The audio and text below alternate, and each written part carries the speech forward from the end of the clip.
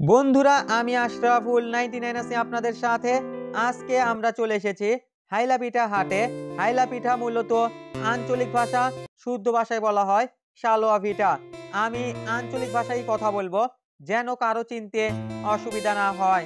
তো বন্ধুরা, চলুন হাইলাপিঠা হাটের সমস্ত দৃশ্যপট আপনাদের সামনে তুলে ধরছি এবং এগুলো দ্রব্যমূল্যের দাম কেমন সেগুলো নিয়েও বিস্তারিত আপনাদের সাথে আলোচনা করব। হাইলাপিঠা হাটে আপনারা পেয়ে যাবেন বিভিন্ন প্রজাতির হাঁস, মুরগি, কবুতর। এক এক প্রজাতির এক একটা হাঁস, মুরগি, কবুতর 300 টাকা থেকে 3000 টাকা পর্যন্ত ক্রয় বিক্রয় হয়ে থাকে। এই হাট থেকে আপনারা দরজা জানালাও ক্রয় করতে পারবেন। এই হাটে আপনারা আরো পেয়ে যাবেন মাছের বাজার। এখানে মিঠা পানি, লোনা পানি, নদীর মাছ, পুকুরের মাছ, খাল বিলের মাছও আপনারা পেয়ে যাবেন। এখন প্রশ্ন আসতে পারে, এগুলোর দাম কেমন? অনেকে ভাবতে পারেন হাট যেহেতু গ্রামে অবস্থিত এবং গ্রামের মানুষগুলো যেহেতু এগুলো চাষ করে সেহেতু দাম একটু কম থাকার কথা। এরকম আমিও ভেবেছিলাম, কিন্তু এরকম ভাবনা কিন্তু ভুল। আমাদের শহর অঞ্চলেও যে দাম, গ্রাম অঞ্চলের হাটগুলোতেও সেই একই দাম। আমি তাদেরকে বলেছিলাম আমাদের শহরাঞ্চলেও যে দাম, আপনাদের এখানে হাটগুলোতেও সেই একই দাম। তাহলে হাটে এসে লাভ কি? শহরাঞ্চলের থেকে তো দাম একটু কম রাখতে পারেন। জবাবে তারা আমাকে উত্তর দিয়েছিল, আপনাদের শহরেও যে দাম, আমাদের এখানেও সেই একই দাম।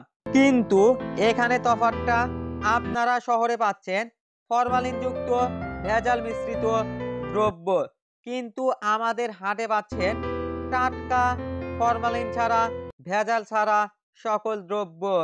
আশা করি দাম নিয়ে আর কারো কোনো কনফিউশনে থাকার কথা না। আপনারা টাটকা, ফরমালিন ছাড়া দ্রব্য কিনতে চলে আসতে পারেন হাইলাপিঠা হাটে। হাইলাপিঠা হাটে আপনারা আরো পেয়ে যাবেন বিভিন্ন রকমের টাটকা টাটকা ফলমূল, যেমন ধরেন পেয়ারা, কলা, আম, কাঁঠাল, বেদনা।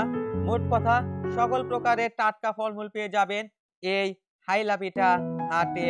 এই হাটে আরো পেয়ে যাবেন লুঙ্গি, গামছা, তয়লা সহ বাচ্চাদের পোশাক, সেই সাথে তরুণ তরুণী, মধ্যবয়স্ক বা বয়স্ক সবার পোশাকই রয়েছে এই হাটে।